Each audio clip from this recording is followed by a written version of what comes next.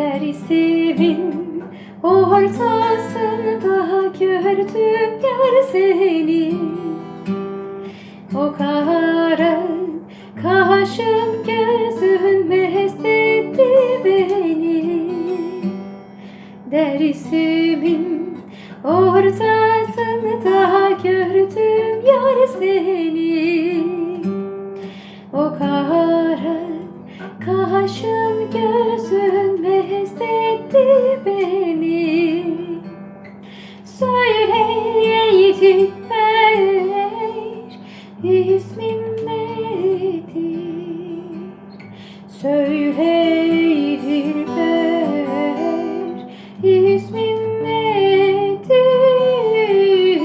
Söyleydi ver, ismin nedir?